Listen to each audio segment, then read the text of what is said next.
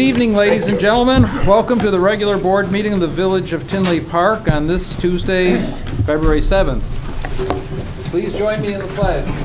Pledge allegiance to the flag of the United States of America and to the republic for which it stands, one nation, under God, indivisible, with liberty and justice for all. Mr. Clerk, please call the roll. Roll call for Village Board meeting, February 7th, 2017. Trustee Maher. Here. Trustee Grady. Here. Trustee Penito. Here. Trustee Vandenberg. Present. Trustee Junker. Here. Trustee Sugg. Here. Mayor Seaman. Here. We have a quorum. First item on the agenda is consider approval of the agenda. May I have a motion, please? So moved. Second. It's been moved and seconded. Any changes? All in favor signify by saying aye. Aye. Opposed? Motion carries. Item number 2, consider removing from the table the item around approval of the minutes of the board meeting of January 3rd, 2017. May I have such a motion? So moved. Second. It's been moved and seconded. All in favor signify by saying aye. Aye. Opposed? Motion carries. Thank you. Item number 3, consider approval of the January 3rd minutes as amended. May I have such a motion? So moved. Second. All in favor signify by saying aye. Aye. Opposed? Motion carries. Item number 4, consider approval of the minutes of the regular village board meeting held on January 17th, 2017. May I have such a motion? So moved. Second. It's been moved and seconded. All in favor signify by saying aye. Aye. Opposed? Motion carries. Thank you. Item number 5, consider the consent agenda. May I have such a motion, please? So moved. And Second. a second. Mr. Clerk. Item 5 on roll call consent agenda. A, consider request from Tinley Park Lions Club to conduct a raffle on Sunday, April 23rd, 2017, with the winner being drawn that day at Zion Lutheran Church. B, consider request for Park Lawn to conduct a Tag Day fundraiser on Friday, April 7th, Saturday, April 8th, Friday, April 14th, and Saturday, April 15th, 2017 at certain intersections in the Village of Tinley Park. C, consider request from St. George School to conduct a raffle through March 26, 2017, with the winner being drawn on Sunday, March 26th at St. George School. D, consider request from Bankers Life to conduct a Tag Day fundraiser for Forget-Me-Not Days to benefit the Alzheimer's Association on Friday, June 2nd and Saturday, June 3rd, 2017 at certain intersections in the Village of Tinley Park. E, consider request from Good Shepherd Manor to conduct a raffle on Sunday, April 30th, with the winner being drawn that day at the Odyssey Country Club. F, payment of impact fees in the amount of $6,400 to the Tinley Park Park District to be paid from escrow funds. G, payment of outstanding bills in the amount of $1,648,884.26 as listed on the vendor board approval reports dated January 20th and January 27th and February 3rd, 2017. Would anybody care to have any of these items removed from the consent agenda? Seeing as there are none, Mr. Clerk, please call the roll. Roll call on consent agenda. Trustee Maher. Yay. Trustee Grady. Yay. Trustee Penito. Yes. Trustee Vandenberg. Yes. Trustee Junker. Yay. Trustee Sugg. Yes. Motion carries. Item number 6, this is the fun part. We get to recognize some of our cheerleaders. Ladies, step on in. We've got the Tinley Park Bobcats, 8th grade varsity cheerlead squad.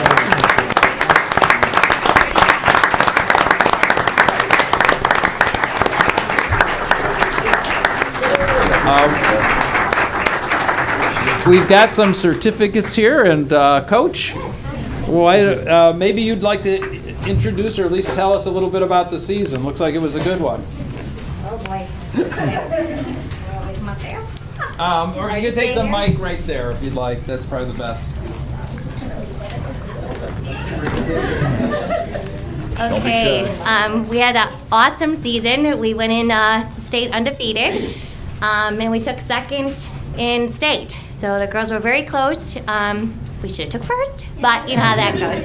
So I'm very proud of all of them, and this was my last year coaching, so it was very awesome reward. So Double. very proud of them. Double of that. Well, Yeah. congratulations. And ladies, congratulations. So,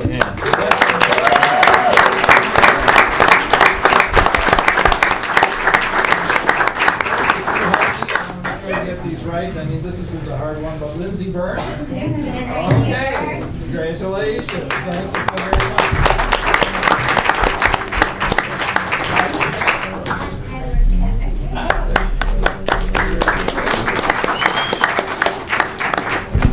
Brianna Crow.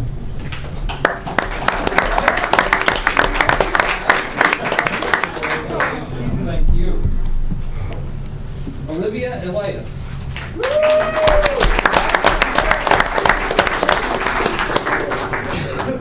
Jessica Gibbs. Feel good if she watches it on tape. Two back there that are Probably watching live streaming. Aubrey Hoff.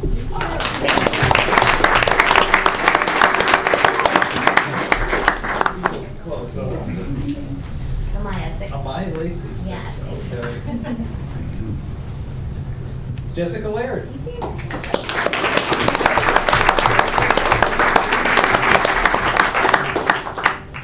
Madison LaSouza.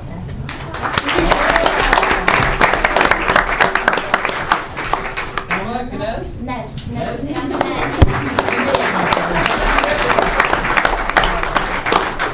Amy Rediger. Yeah. Okay, that's for I think Amy. we got 4 of them on here. Morgan Rodos. Yeah.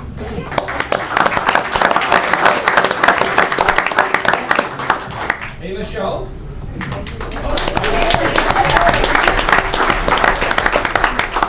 Emily's. It's amazing. Okay. Obviously, our coach.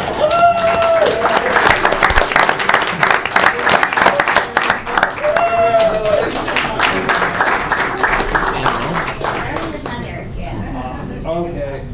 Well, once again, special thanks to the coaches, to the moms and dads that run these girls around, and to the girls for doing a great job and Thank putting you on for a good having us. season. No, it's our pleasure. These are special.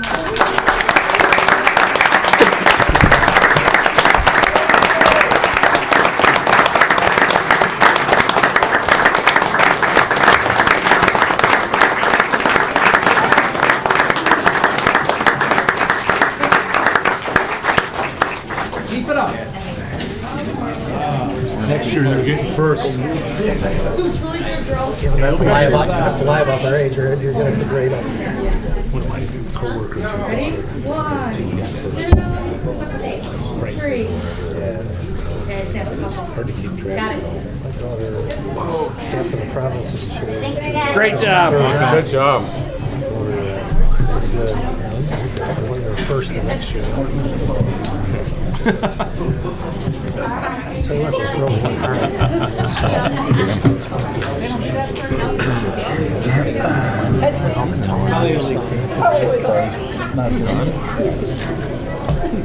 Okay, item number 7, Trustee Vandenberg. All right, the real fun business in the village.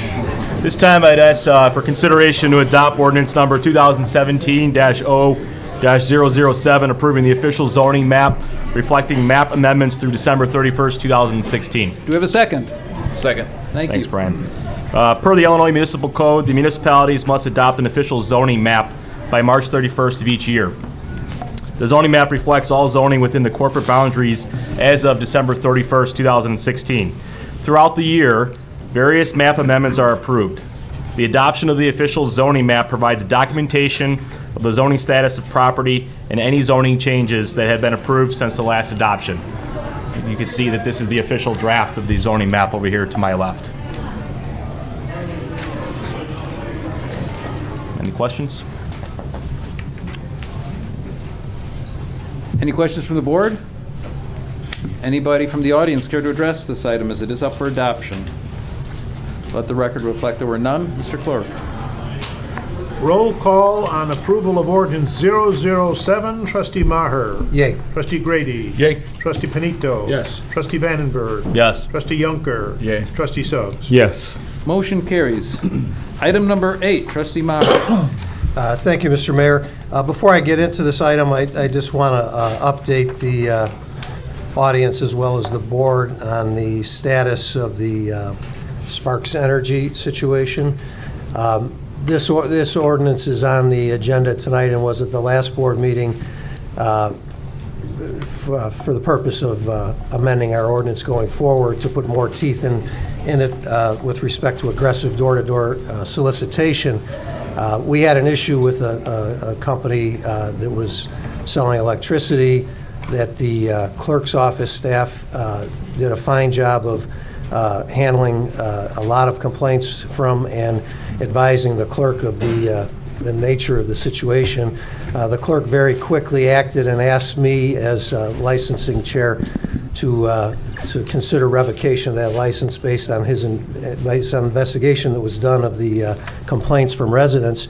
The village attorneys were authorized at the last meeting to proceed to revoke that license, and I understand from Attorney Connolly that his partner, Tom Connon, has verbally received a representation from this company that they will voluntarily revoke their license, and we expect that to have that affidavit that will support that in hand later this week.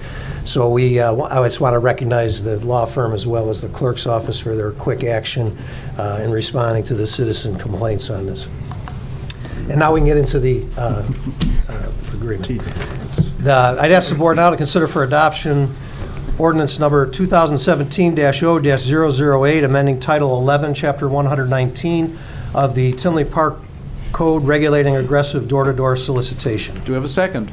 Second. Thank you. The village code currently has a licensing system for any company and/or individual that applies to solicit within the village.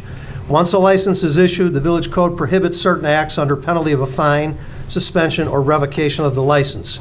Currently, the prohibited acts include 1, continuing to solicit after being asked to leave the premises, 2, soliciting from a premises that prominently displays a no solicitors permitted designation, 3, making false statements and representations, 4, soliciting during prohibited hours, and 5, obstructing traffic.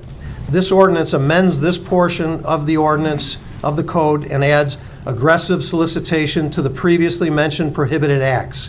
Examples of aggressive solicitation under this ordinance include 1, continuing to solicit after a person has indicated he or she does not wish to make a purchase, 2, approaching a person while entering or exiting a vehicle, 3, intentionally touching a person without consent, 4, the use of threatening conduct or words, and 5, the use of profane or obscene language toward a person, and 6, the use of any other words or conduct that would cause a reasonable person to fear for his or her safety or the safety of their property.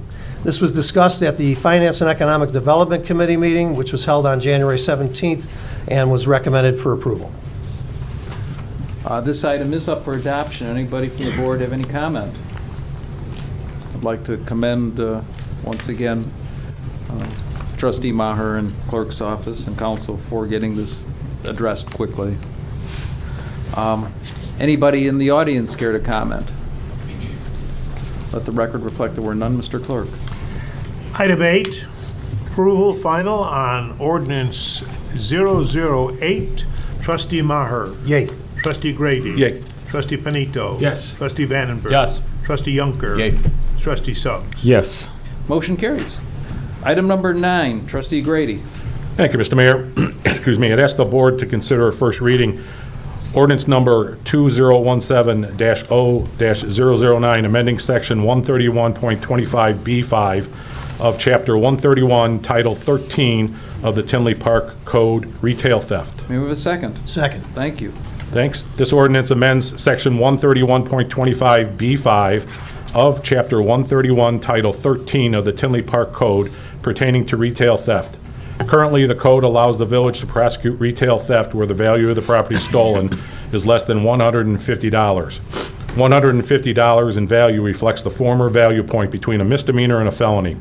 The Illinois Criminal Code has been amended to increase the misdemeanor theft value point to $300. This ordinance amends the retail theft section of the village code by increasing the value point for which village citations can be issued to $300. This was discussed at the Public Safety Committee meeting held on January 3rd and recommended for approval. This item is for first reading. All in favor signify by saying aye. Aye. Opposed? Motion carries. Item number 10, Trustee Grady. Thank you, Mr. Mayor. I'd ask the board to consider at first reading Resolution Number 2017R-002, approving an agreement between the Village of Tinley Park and Mavis 24 for mutual aid communication and dispatching services. May I have a second? Second. Thank you.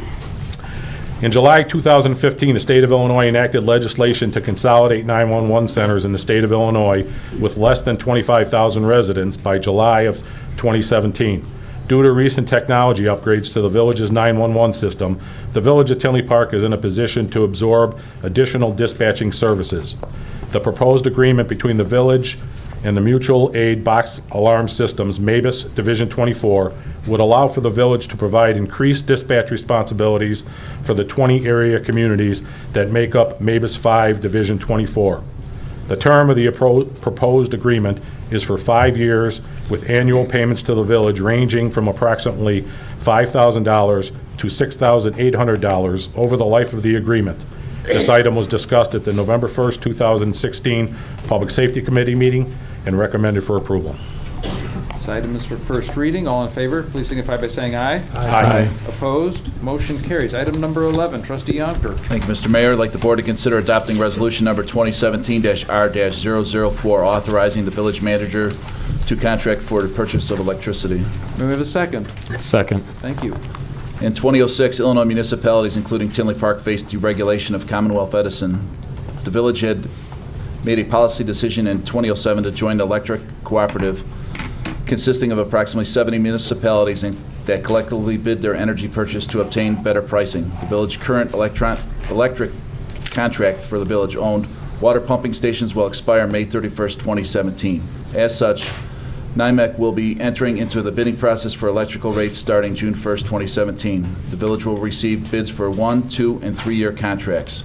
As with our previous electrical agreements, the window of opportunity for the village to sign agreements and take advantage of the lowest bidder is typically limited to less than 48 hours. As such, the village will need to authorize the village manager via this resolution to sign a third-party electrical agreement upon completion of the competitive bidding process. This resolution will aid in assuring the village will continue to be afforded the best possible electrical rates. This item was discussed at the Public Works Committee meeting held on January 17, 2017, and recommended for approval. This item is up for adoption. Anybody on the board have any questions? Anybody from the public have any questions or care to comment? Let the record reflect there were none. Mr. Clerk. Item 11, final on resolution 004 for roll call. Trustee Maher. Yay. Trustee Grady. Yay. Trustee Penito. Yes. Trustee Vandenberg. Yes. Trustee Yonker. Yay. Trustee Suggs. Yes. Motion carries. Item number 12, Trustee Yonker. Thank you, Mr. Mayor. I'd like the board to consider adopting resolution number 2017-R-003, authorizing an appropriation up to $1.5 million in MFT funds for the 2017 pavement management program. May I have a second? Second. This resolution between the Village of Tinley Park and Illinois Department of Transportation would authorize the appropriation of up to $1,500,000 in MFT funds for the purpose of maintaining streets and highways under the applicable provisions of the Illinois Code from January 1st, 2017 to December 31st, 2017. Actual expenditures under this resolution will be subject to the amount of funds available. Additional funds necessary for the 2017 pavement management program and will be subject to the village board as part of the fiscal year 2018 budget currently in development. Passage of this resolution will allow the village to competitively bid the project prior to the first major state-controlled bid letting in an effort to obtain the best possible unit pricing. This item was discussed at the Public Works Committee meeting held on January 17th and also January 31st, 2017. This item is up for adoption. Anybody from the board have any questions? Anybody from the public have any question or comment? Let the record reflect there were none. Mr. Clerk. Final on resolution 003 for $1.5 million in motor fuel tax funds. Trustee Maher. Yay. Trustee Grady. Yay. Trustee Panito. Yes. Trustee Vandenberg. Yes. Trustee Yunker. Yay. Trustee Suggs. Yes. Motion carries. Item number 13, kind of a companion ordinance.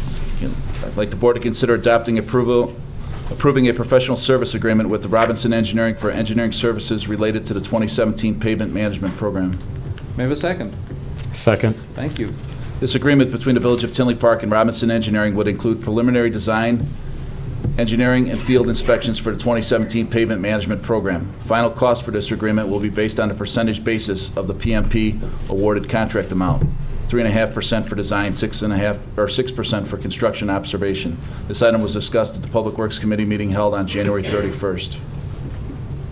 Anybody from the board have any questions about this?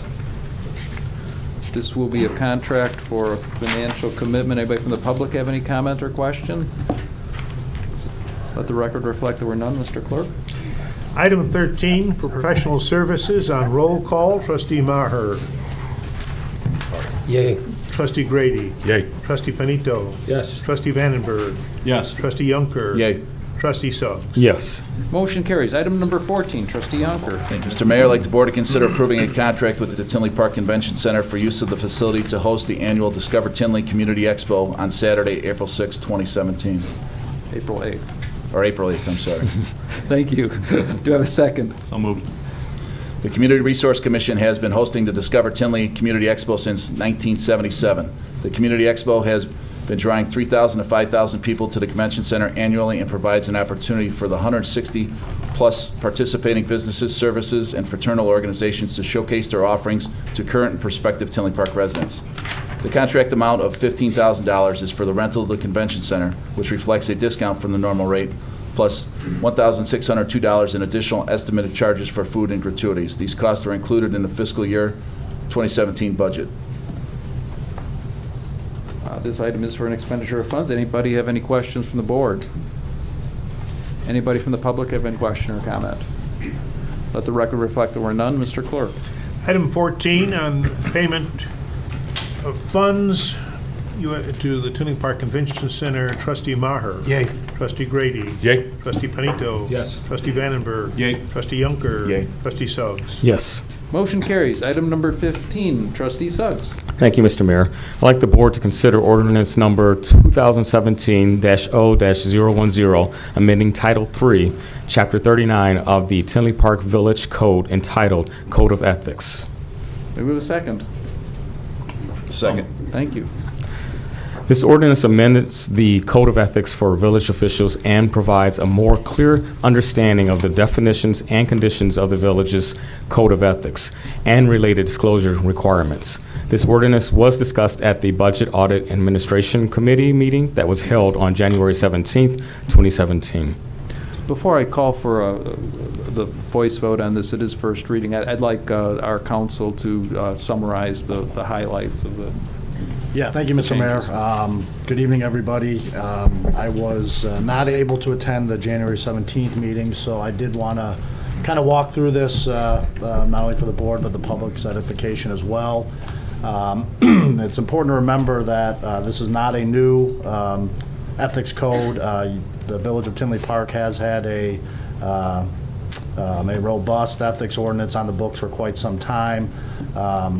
We, in conjunction with the clerk's office, we started looking at it. Apparently over the years, there's been some confusion on who it applies to, and if it does apply to a board member or a commission member or department heads, to kind of clear up exactly what we're looking for as far as disclosure of any potential conflicts and abstaining from certain votes. So what we've done is we've gone into your existing definition section, where the way you formerly had it was you defined three types of interests that you were looking for to identify potential conflicts. Those were economic interests, financial interests, and then personal interests. The definitions of those three were somewhat vague, and then they were used, those three terms were kind of used sparingly throughout the ordinance itself. So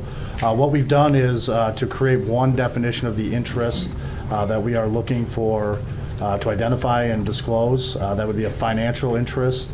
And that is defined as any interest held by an official or an employee that is valued or capable of valuation in monetary terms with a current value of more than $1,000. And then the definition goes on further to provide exceptions for that for normal employment and things like that. This definition tracks what we've seen. For example, Chicago, I think this is very close to Chicago's definition of the interest you're looking to identify.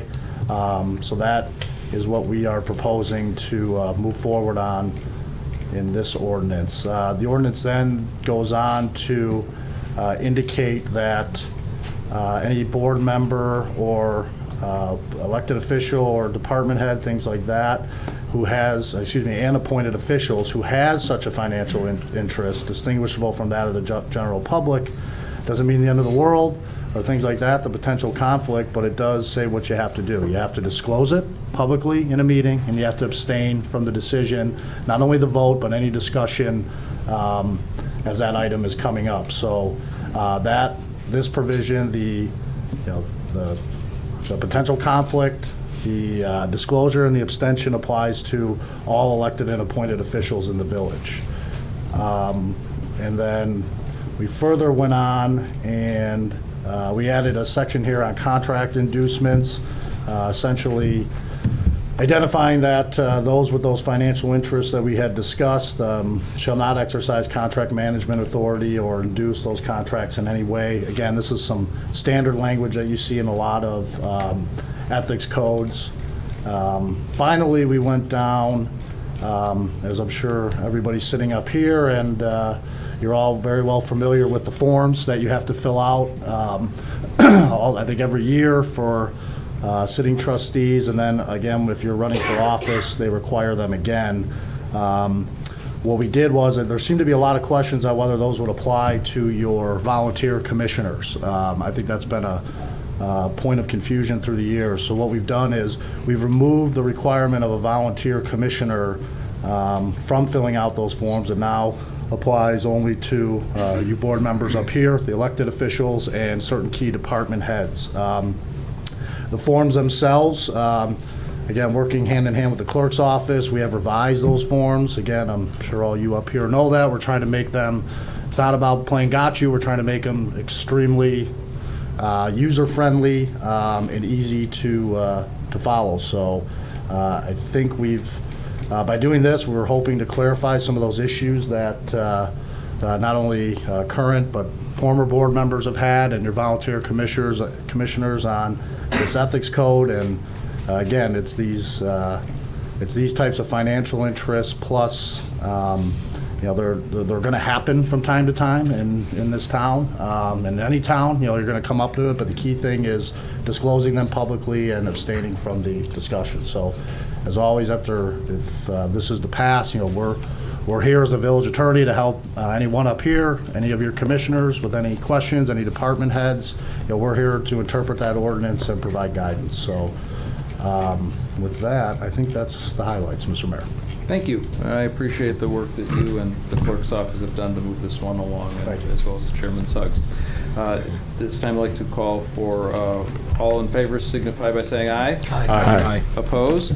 Motion carries. Item number 16, Trustee Suggs.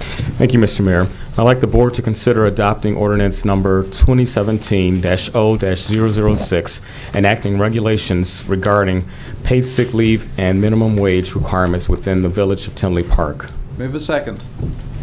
So moved. This ordinance establishes that employers in the village of Tinley Park shall follow federal and state law pertaining to paid sick leave and minimum wage. The ordinance also expressly opts out of the recently passed Cook County sick leave and minimum wage laws. This was discussed at the Budget Audit Administration Committee meeting held on January 17th, 2017, and recommended for approval.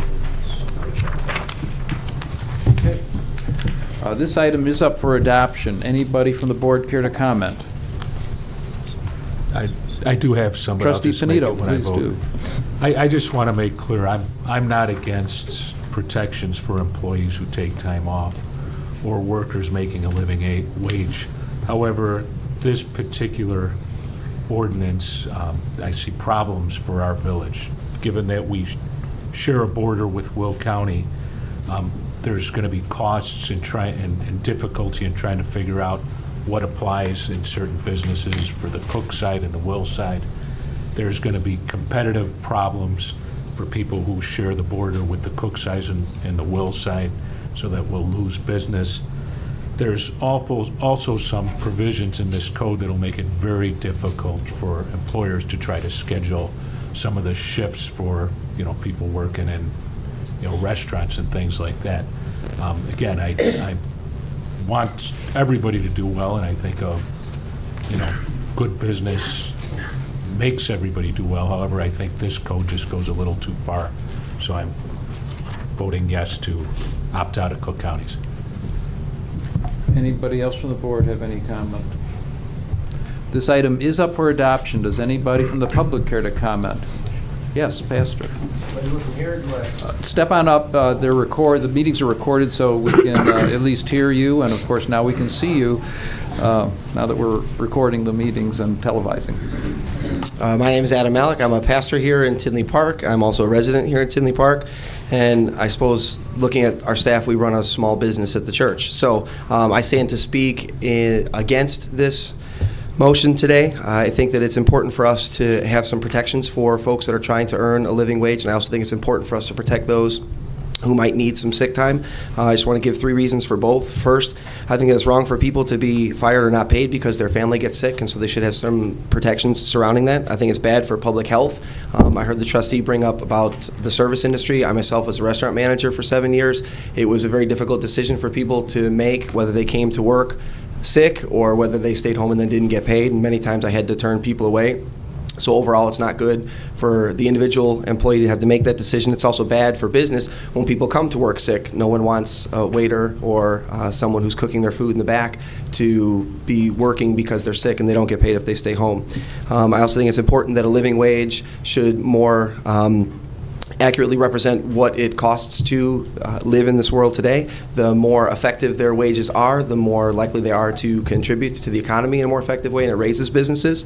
I hear the concern about us being a border community, and that certainly does raise some complications and issues, but studies have shown, most specifically one conducted by the state of Indiana in 2005, looking at whether or not they would raise their minimum wage in deference to Illinois having raised theirs, and the studies showed that people flocked to Illinois because the wages were higher, and it was a competitive boon to them to have the higher wages. So I would ask the board to consider that. I wonder if perhaps maybe we need some more time for study, and so I'm wondering if you might consider tabling the matter today until you have some more time to do some research. Thank you, Pastor. Thank you. Anybody else? Please, Ms. Lucas, come on up. I myself, I just want to say that I'm actually in favor of the ordinance.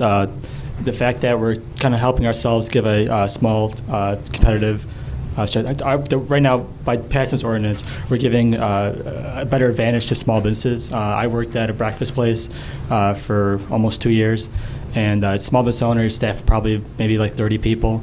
We came there every single day, worked really hard, and I know that this ordinance, and I understand that the whole idea through this law that was passed by the county was that to give a living wage of a certain percentage or a certain amount that they believe. I think it was 13, am I correct, or no? For the actual minimum wage that was passed through this, through the county. I believe it was floating. I believe it was going to rise over several years. Okay, yeah. I myself was paid above minimum wage at the small business I did work at. So somehow the idea that all small business owners don't pay their people competitive wages, I think is kind of not exactly true. I do agree with the whole sick leave type thing, but again, I think that forcing a business to say how many sick days they have to give, it's not exactly it's not exactly helpful for the business, So the fact that I myself made above minimum wage at a restaurant, I very much enjoy it, and the fact that if the county puts a higher level minimum wage, that then he's going to have to start cutting back hours and start cutting off people, and so I thank the Village of Tinley Park for coming up with this ordinance. Thank you. And also, I understand that I've never looked at the study myself that the previous gentleman mentioned, but I can say that there are definitely a lot more people leaving Illinois than coming into it.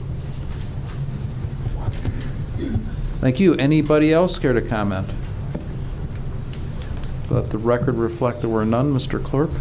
Item 16, roll call, final, ordinance 006. Trustee Maher. Yay. Trustee Grady. Yay. Trustee Panito. Yes. Trustee Vandenberg. Yes. Trustee Yunker. Yay. Trustee Suggs. Yes. Motion carries. Item number 17, comments from board and staff. Anybody from the board here care to comment on anything? Any staff? Anybody from the public? Mr. Paz. Thank you, Mr. Mayor.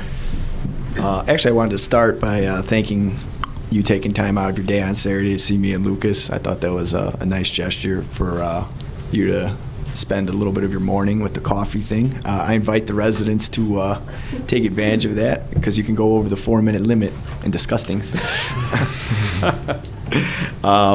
Actually, this public comment's kind of been in general. It's been 1 year since a lot of us have been coming here.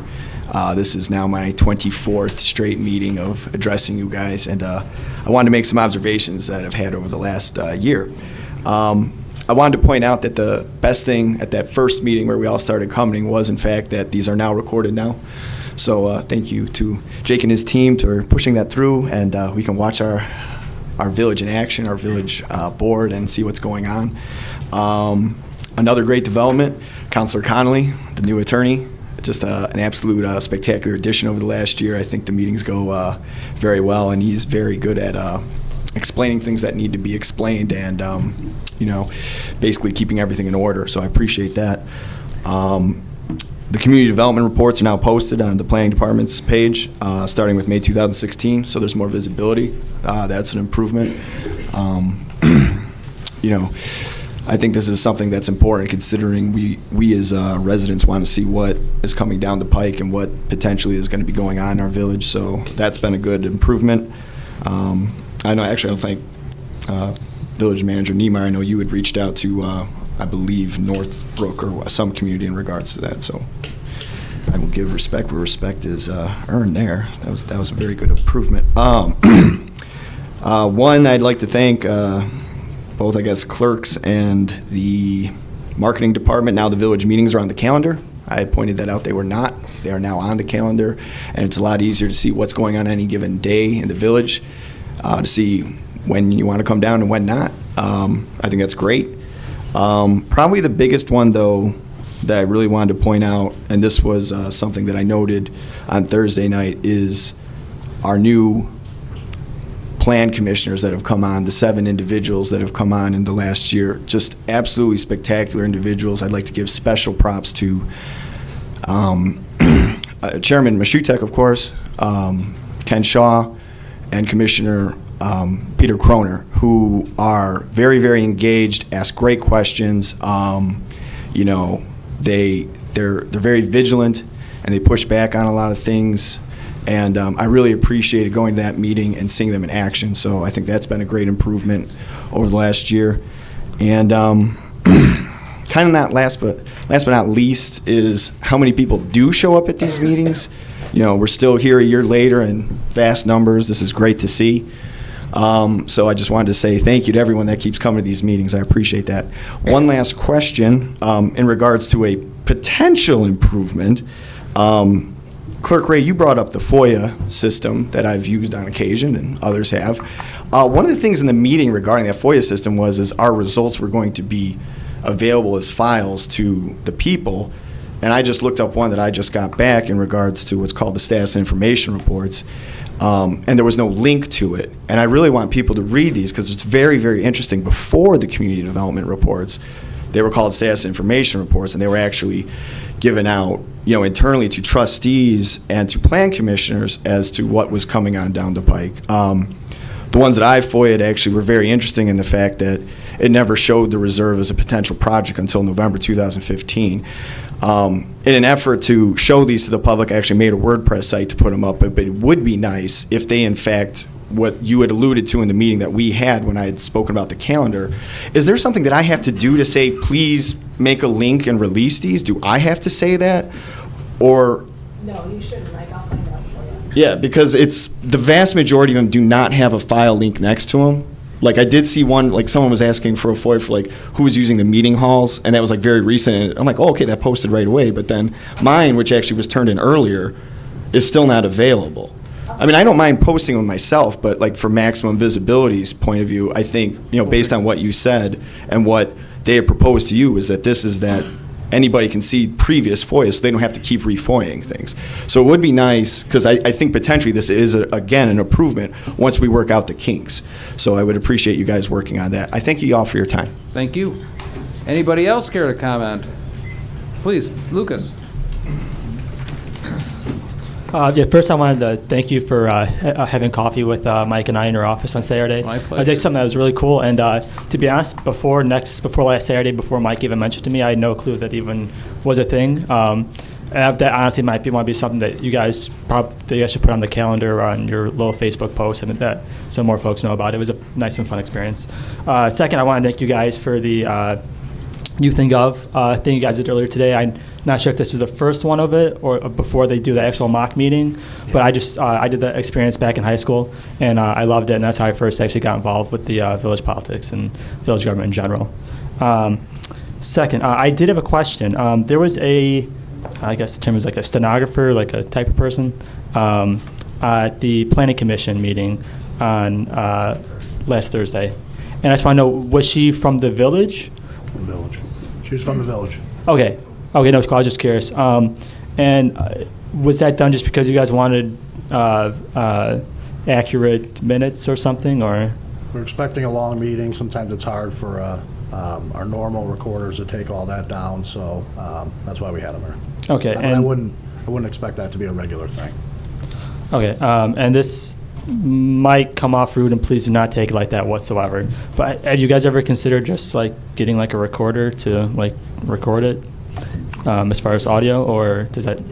Okay, because I was wondering, I know that the village board meetings are recorded, but I know that Mike has brought this up on multiple occasions. Is that what are the chances of, for larger, more important commissions like the Planning Commission, of just being recorded on audio and then uploaded onto the village website or even onto YouTube itself for the people to listen to? Because I know a lot of times you got people who are at work and they listen to music or listen to other things as they work, and that they could actually just listen to the minutes instead of just having to read them over on the train or something like that. I don't know. I know Paul's always talks about how he's not sure if the minutes have the full substance compared to the actual watching a video of the meeting or going to it yourself.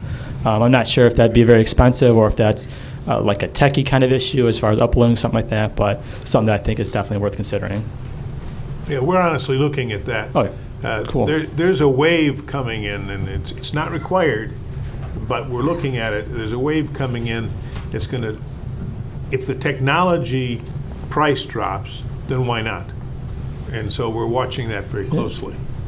When you say the price drop, are you like referring to like an actual recorder or recording to like the actual whole process of it? The whole process, the actual taking of it, and then making sure that it can be distributed because you as a fact might ask for it. I mean, at the risk of, like if you just like buy like a $50 recorder off of Amazon, and just upload the MP3 file to YouTube, is that like, do we want something like more extravagant than that, or I'm just trying to understand? There is a bit more efficient way than having a whole bunch of $50 recorders. Yeah. Okay. This clearly is being, you're raising it, but you're not alone. Yeah. And we're encouraging, there's almost not a week that goes by that we don't have technical folks in here with exactly these kinds of concepts. So, and I never thought of somebody listening to it on the train. That certainly would put me to sleep, but the... I guess I'm just not normal then. Okay, that's all I had. Thanks, guys. Thank you. Anybody else care to comment? Yes, sir. Good evening. My name is John Ward. I'm the Secretary of the Metropolitan Alliance of Police, which represents Tinley Park Police, Chapter 192, and has done so for the past 20 years. Unfortunately, recently, our negotiations have been plagued by a lack of transparency, failure to provide information, and negotiating in bad faith. The recent changes to the village health plan resulted in the first ever unfair labor practice complaint filed against the village with the Illinois Department of Labor. On August 16, 2016, this board discussed changes to the health insurance plan in an open board meeting in which village manager David Niemeyer stated, one of the challenges without getting into all the machinations of the union contract is you do have to bargain any substantial changes, especially with the police, and is one of the things we are working on now. The machination referred by the village manager is when the village intends to select a health plan that does not provide reasonably comparable benefits, in which case it shall advise the chapter and the parties will negotiate those provisions of the collective bargaining agreement. But no notification occurred while substantial changes were made. In a memo to the village manager dated August 10, 2016, Human Resource Director Jerry Horan outlined the cost savings of plan changes by highlighting two figures.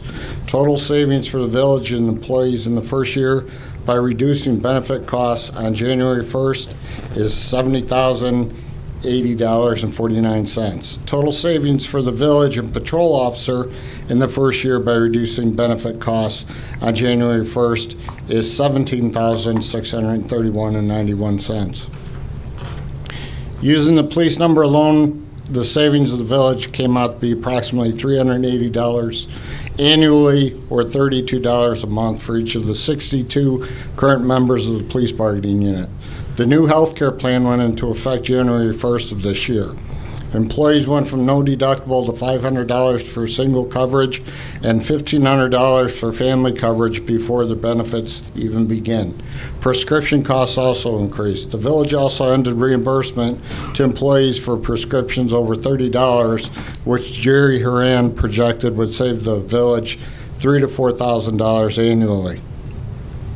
Certain medications are no longer covered by this new plan. Specifically, proton pump inhibitors like Nexium and Prevacid are no longer available to village employees. Non-members pay anywhere from $150 to $300 monthly for this type of medication. Severe gastrointestinal problems are a known long-term health risk of shift work. The elimination of this group of medication is most likely to affect positions that are staffed 24 hours a day, such as police officers, dispatchers, and clerks. Gastroesophageal reflux disease, otherwise known as GERD, is believed to cause esophageal cancer, which took the life of Officer David Cyborski in 2009. Dave was a 23-year veteran and only 48 years old when he passed. Unfortunately, employees are now forced to pay thousands more so the village can save hundreds annually per policy in return. The amount of money saved by the village with the new plan could have been made up by negotiating a higher percentage of employee contribution without the significant increase in employee expenses and without the erosion of their benefits. Employees of the village of Tinley Park are also members of the community as a requirement for employment. These people represent you and are the face of the village on an everyday basis. They work weekends and holidays. They miss special occasions that others take for granted. They get out of bed and leave their families in the middle of the night when they are called out to their jobs. Instead of advocating on behalf of the people that serve you and the community every day, the village enrolled in a health care plan that a Blue Cross Blue Shield representative described as, and I quote, going from apples to prunes. The village manager advised you that a substantial change to the current health plan would require collective bargaining, especially with the police. Instead, the village worked to make these changes without negotiating with the police bargaining unit. The village did not provide reasonable, comparable benefits and refused to negotiate in violation of the collective bargaining agreement. On behalf of MAP Chapter 192, we are requesting that you fulfill your contractual obligation to your police officers by exploring options for saving money in health insurance through negotiations, and that you maintain transparency in government even with your employees. Thank you, Mr. Ward. Thank you. Appreciate it. Mr. Doyle.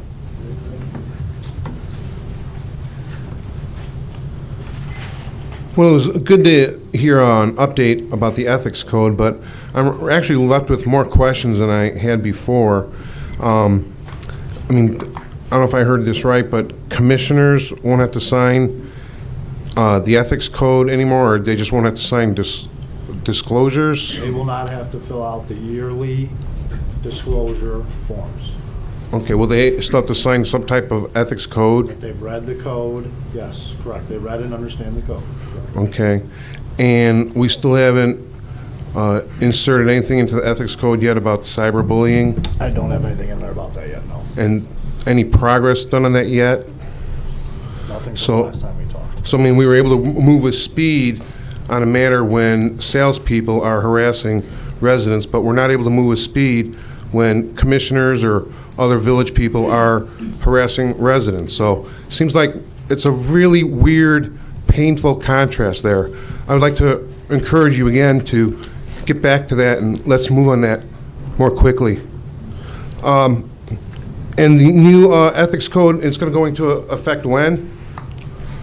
Or do we know? Mr. Clerk, I think probably with this next round of disclosures, which would be due in May, if I'm not mistaken. Yeah, this should affect the everyone coming in the new election. That was our hope.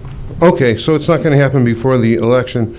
And, you know, Tinley Park has this great tradition of trying to help out the voters with early voting and everything, and that's great. And I'd just like to encourage us to also help voters and decide, and let's get a public posting, or if we could even tonight, have a listing of who is in compliance now with the ethics code, who has signed the ethics code and the disclosure things now, especially in regards to any current candidates.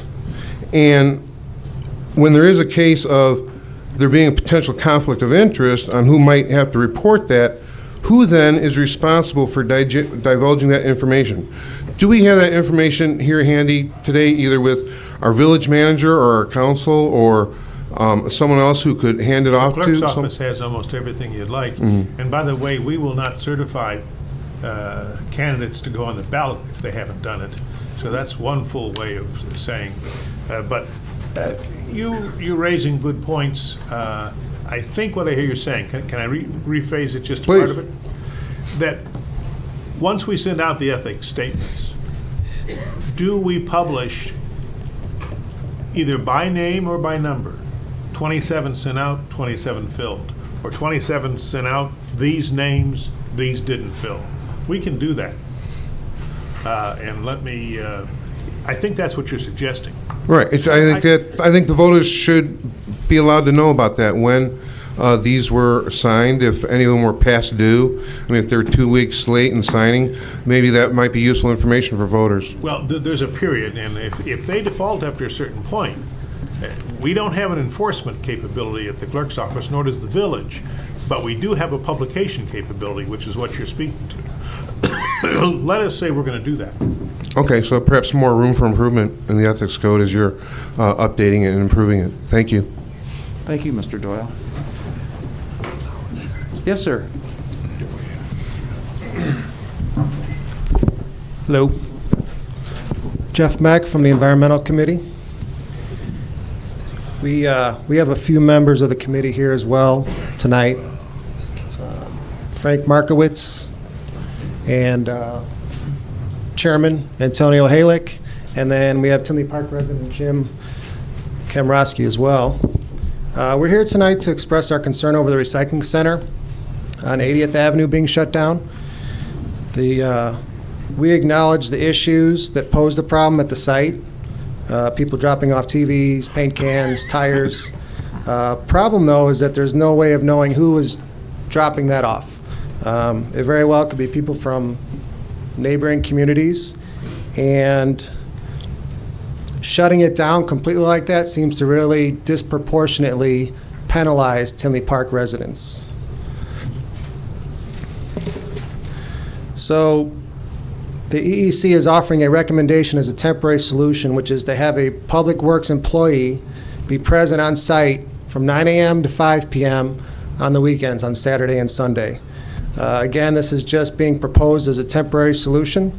until a more permanent fix is found. Bottom line is, right now, there are likely thousands of Tinley Park residents living in condos and townhomes where their associations don't offer recycling that have no access to recycling. Many residents want to do the right thing for the environment and recycle as much as possible, but cannot. So the EEC would like to see that change as quickly as possible.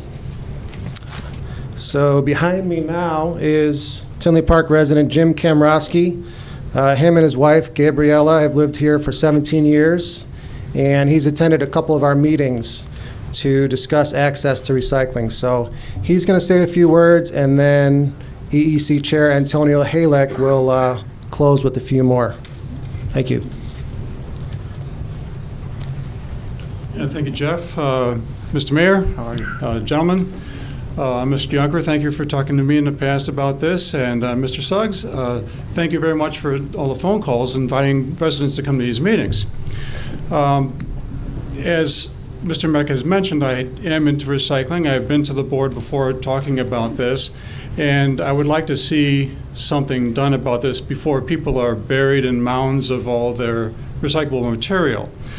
A lot of people that I know who have been into recycling are now throwing the recycling away because it's so difficult to do. I myself live in a townhome, and the way townhomes work in the village of Tinley Park is that the townhome has to vote on it and have a strong vote to allow recycling to happen in a townhome. It's to the best of my knowledge, there's very few, if any, townhomes and condos in Tinley Park that actually vote this through because people don't want to have an extra garbage can. If they just realize they'll have a garbage can for garbage and the other can will replace that second can with recyclable material, we could start having it in townhomes and condos.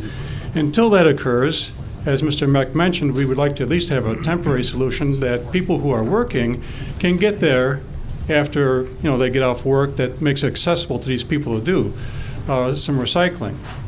So in 2009 or thereabouts, Tinley Park was voted as being one of the most family-friendly towns in the United States. Why don't we take this a step further? And let's make Tinley Park one of the greenest towns in the United States and start getting recycling and saving our natural resources and stop filling our landfills and bring recycling to Tinley Park in full throw so everybody can take advantage of this. I thank you for your time. Thank you, sir. Antonio. Hello, everyone. My name is Antonio. I'm the chairperson for the Environmental Enhancement Commission. First off, I want to thank you all for your time and listening to our requests. I've been a member of the commission since 2013, and in today's fast-paced world, it's easy for us to get sidetracked from and disconnected from our goals and objectives. So at the end of 2016, I just decided to take a look at our mission statement to make sure that the commission is kind of doing what we set out to do. So our mission statement reads as following. The policy of the Village of Tinley Park is to provide, maintain, and ensure a healthful environment for all citizens, as well as for future generations. Environmental damage seriously endangers the fulfillment of this objective. In order to fulfill this obligation, the Environmental Enhancement Commission shall formulate, prepare, and recommend to the Board of Trustees a comprehensive plan that will protect the right of each resident of this community to a healthful environment. We realize there were challenges in maintaining the recycling facility on 183rd, but we strongly believe that there are very significant need to provide residents an avenue in which they can exercise their beliefs to do their part in promoting a healthful and environmentally responsible community. I also believe that many of you feel this way. In fact, I have the meeting minutes from a board meeting held on June 18, 2013, that consider Resolution 2013-R-039, in which the board authorized an agreement with Sierra Club Illinois, the chapter for the Illinois Cool Cities Local Sustainability Protection Agreement. Mayor Zabraki declared the motion carried and then proceeded to sign the agreement.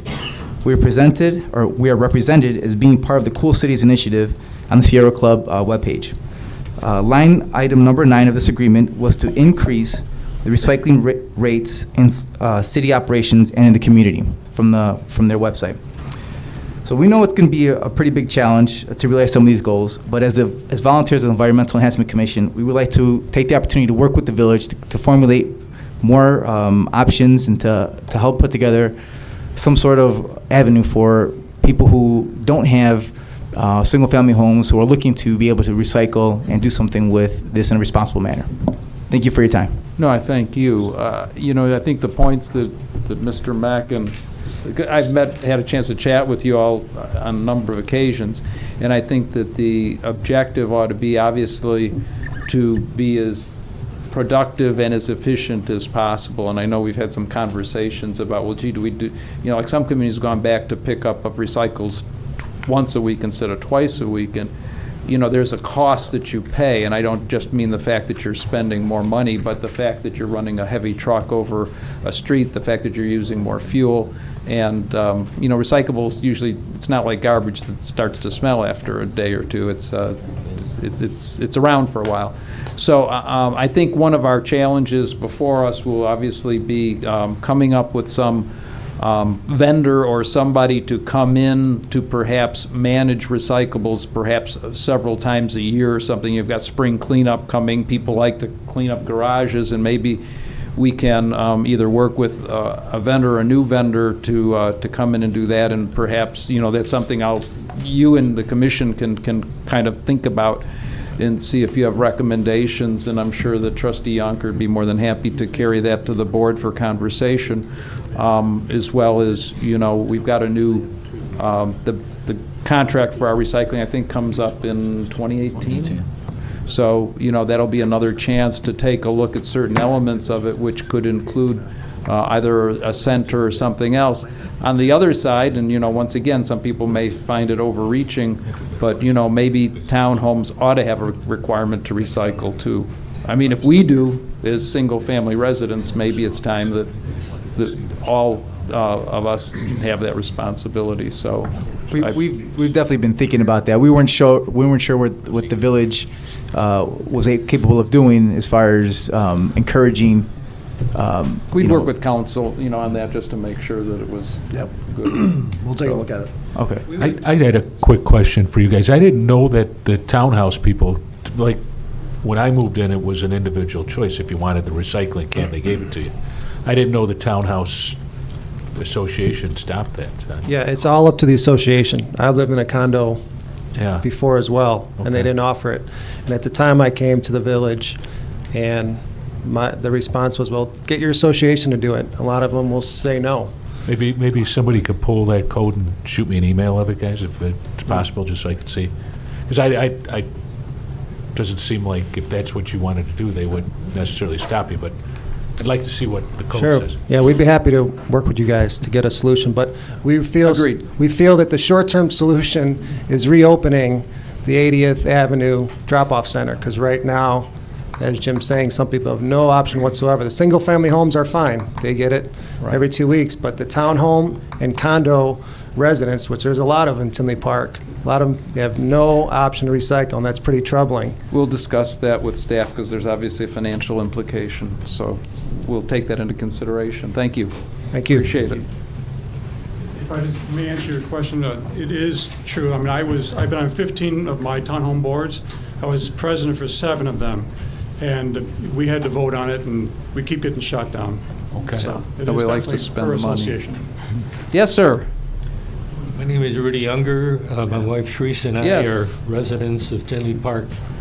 I drove by the other day and stopped off at the former disposal dumpster at 183rd Street, adjoining to the Public Works Department building. And I noticed that the village has removed the huge concrete blocks that were put there, and they also removed the gated fence, and they also removed the dump trucks from the village that were there.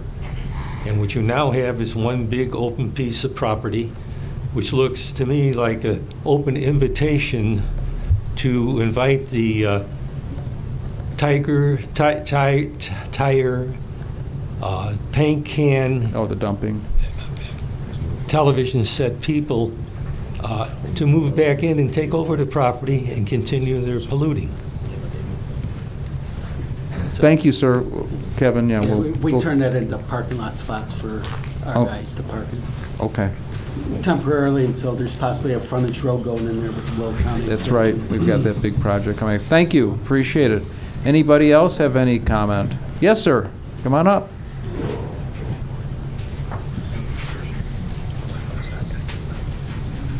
Thank you, Mr. Mayor and Board. You guys got an election coming up, and I'm a Tinley Park resident for about 14 years. Don't get involved too much in the politics, kind of stay under the radar, but keep an eye on what's going on. And a good friend of mine, Mark Moylan, is running for trustee right. And I was out with him talking, and he explained to me that he had a situation where he works where someone had come into his office and said, hey, you might want to bow out for this election, or we're going to put some stuff on the internet about you. And I was kind of upset when I heard that. I said, Mark, is there anything I can do to help with this? He said, yeah, maybe you come to to the board meeting, and we ask Mr. Vandenberg, would you send an intermediary into Mark Moylan's office and try to extort him out of this race? Is that a question? Yeah. Why would you do that? Did you do that, or why would you do that? You know. I'm not going to answer that on the dais, sir. So by not answering it, does that kind of demonstrate? No, that you're simply guilty I'm of not this? going to accept grandstanding for political gain, and I'm not going to answer it. If you'd like to sit afterwards, I could certainly talk to you about Actually, that would be great. Sure, absolutely. I What would was your like name? to hear- My name's Tom Blaney. Okay. I live over in Brookside Glen. Certainly. I appreciate your time, board. Everybody, thank you. Thank you. Anybody else care to comment? That's how we're going to play it here, huh?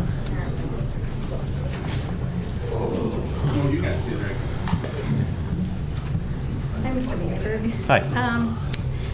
My name's Maria. Can you pull the microphone down so I can hear you, please? I'm sorry, Thank my you. name's Maria. And I was witness to Steve Eberhardt walking into the office to discuss this, what Mr. Blaney was talking about with Mark. Mm-hmm. And since Steve isn't here to elaborate, I was hoping maybe you could.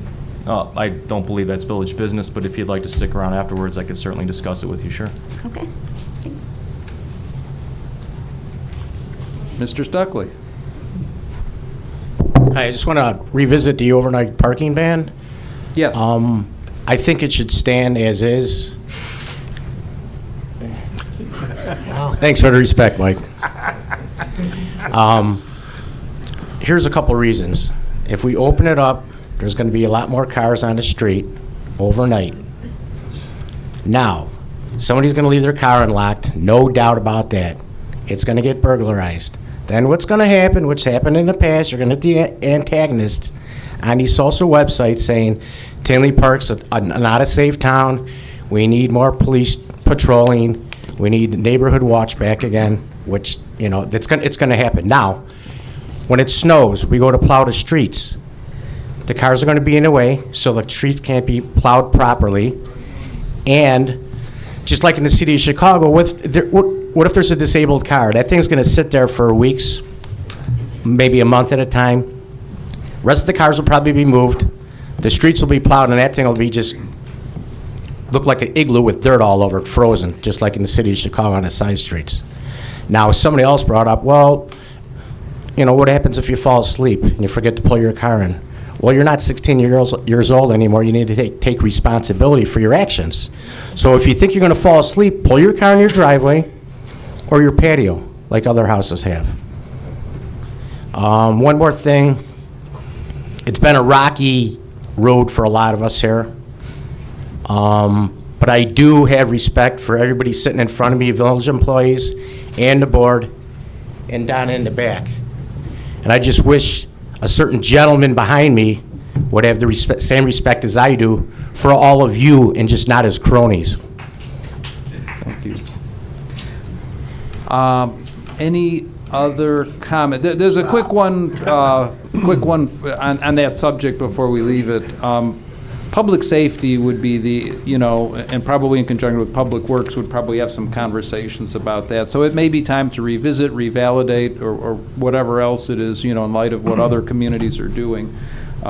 Nothing is forever, but clearly we don't want to make a wrong decision on that overnight parking situation. Anybody else from the public care to comment? Yes, sir.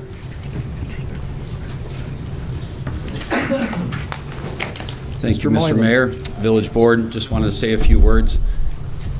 Jake Vandenberg, you started this fight. You drew first blood. You are the one creating all the hysteria in the village. Last year, February 4th, 2016, at the Planning Commission meeting, you decided to throw village employees under the bus for the Buckeye debacle. Fast forward 2 weeks ago, you go on the attack again and post a letter on your Facebook page trying to tie my running mate to the Buckeye developer, saying that he was assisting him with the project. So I call out your post as misleading and challenge you to a debate. What do? You send Steve Eberhardt to my office to try to extort me from the race. I call you out on the extortion, then you post a video stating that the other side is starting a smear campaign against you after you start to fight. You state that you're deliberately kept out of the loop on Buckeye project and go on to blame village team members and planning commission members. The reason I'm up here tonight is to defend myself and the people you so conveniently blame. I'm not here tonight to say that Jake Vandenberg is responsible. Listen, we all share some blame for what happened, including myself. But where you differ from everyone else is no other board member sitting up here tonight, no other commission member, no other employee has grandstanded like yourself in blaming other people. Nobody. No one has done that. No one else has lied, saying that they were deliberately left out. To illustrate my point, I have 3 email communications that I FOIA'd. As early as May 13th, 2015, you were informed of the Buckeye project. Email from the planning director, Jacob, in addition to a few other things on the that she was emailing you on. Need to brief you about a project called the Reserve at 183rd and Oak Park. You're kept in the dark. I don't know how. I don't think so. Right here, your new chairman of planning, she's letting you know what's on the docket. Then on to November 6th, I think Mr. Paus mentioned. On other topics, the Reserve, you receive an email. The Reserve, 183rd and Oak Park, plans are in-house, but it's not a public project until it appears on the Plan Commission agenda. If you want to come in and take a look at the plans, please do. We're awaiting village staff development reviews on this project, which come back at the end of next week. We'll be looking at the December Plan Commission meeting for first reviews. I don't see any backroom deals or anyone trying to pull the rug underneath you. Then on to January 11th, 2016. Just wanted you receive a packet, just wanted to see the rendering of the Reserve project, which will be appearing on the Plan Commission next Thursday, which is in 10 days. You received the packet. So again, I'm not trying to place the blame on you that this is your fault, but don't go around pointing fingers and bringing others at fault. That has to stop. What's happened has happened. Enough of the finger pointing. We all need to work together to improve this village, one board, one community. Tinley Park has faced a lot of adversity this year. I hope we can pull together and work side by side to build a better Tinley Park. So thank you. Anybody else care to address the public?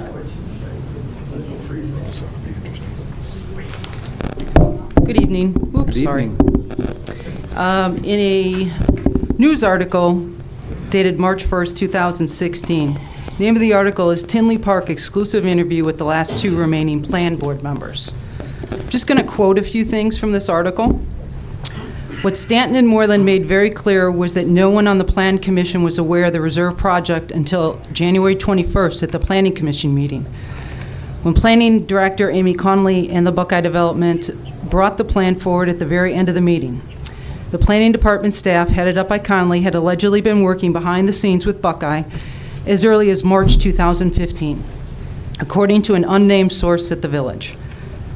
It goes on to just talk a little bit about FOIAs that were filed and they never received. It goes on then to state, Moreland maintains that whatever the Planning Department staff was up to, and I mean no disrespect, Paula, whatsoever, by stating any of this. I'm just reading from the article, okay? I mean no disrespect to you whatsoever. The Planning Commission was kept in the dark about it. Instead of the Plan Commission being privy to the projects in the village, the Planning Department staff appears to have been running things behind the curtain and possibly well exceeding their authority and job description. At the revealing January 21st Plan Commission meeting, when the commissioners first heard of the Reserve project, it appeared that the Planning Department staff were trying to hide the project's true purpose from the commissioners by keeping it for the last on the agenda and trying to rush it through when everyone was tired, bored, and wanting to go home. At the very end of the meeting, the reserve was brought up. Bob McLennan asked Petroni about what kind of the rents would bring in. The developer began to tell us that some would be as low as $400, and we knew then that something was wrong. We had not been told the kind of development it was. The meeting ended with the knowledge that something was wrong with the project, but were expected to be voted on February 4th, stated Moylan. Moylan expressed his main concern was the village board appeared to have been bypassed. No one was happy about having to vote on a project this big without board approval. Further inquiry revealed that the Planning Commission had never approved such a large-scale project without the elected Board of Trustees' approval. Mostly, the commission is there to deal with small details like variances. All we do is decide if a project meets code. All the planning is done by the planning department staff, not the Planning Commission. We only see a project after it has worked with police, public works, or engineering and other departments to meet codes. Then the Planning Commission checks to make sure all these codes are met and issues variances if needed. Never before has a project this big in Tinley Park not required elected board approval, sighed Moylan. The zoning ends that the planning director wrote essentially changed the legacy code requirement from commercial required to commercial allowed. This was passed by the village board in September 2015. Moylan remembered it coming before them shortly before that. Everything was rushed and done with a strange urgency by the planning department employees. We were told that the change would make it easier for companies to move into Tinley Park. We had no idea that any specific project like the reserve would benefit or was even in the works. When questioned if there was any board that is responsible for choosing what types of businesses would be beneficial to Tinley Park, Moylan was unsure, citing the Economic Commercial Commission as a possible answer. 11 months ago, this article was written and Mark Moylan was quoted. Today he turns, while blaming the planning department 11 months ago, wants to blame it on a commissioner who is not, there is no ordinance, there is no code that states he has to be at those meetings. But yet, the former trustee made one meeting over 2 years, and never once did he complain that he wasn't there overseeing variances. Thank you. I think Mr. Moylan has a lot of explaining to do why he's now turning the tables since he's entered into the election. Thank you. This meeting, is there any other comment? We've got a few more minutes left if anybody would care to comment. If not, I would like to ask that the board consider moving into executive session. May I have such a motion, please? So moved. Second. And this will be for purposes of the appointment, employment, compensation, discipline, performance, or dismissal of specific employees of the public body or legal counsel for the public body, including hearing testimony on a complaint lodged against an employee of the public body or against legal counsel for the public body to determine its validity. B, litigation when an action against, affecting, or on behalf of the particular public body has been filed and is pending before a court or administrative tribunal, or when the public body finds that an action is probable or imminent, in which case the basis for the finding shall be recorded and entered into the minutes of the closed meeting. And C, collective negotiating matters between the public body and its employees or their representatives, or deliberations concerning salary schedules for one or more classes of employees. Mr. Clerk, please call the roll. Trustee Maher. Yay. Trustee Grady. Yay. Trustee Panito. Yes. Trustee Vandenberg. Yes. Trustee Yunker. Yay. Trustee Suggs. Yes. Motion carried. We do not expect to be making any announcements at the end. Have a pleasant evening.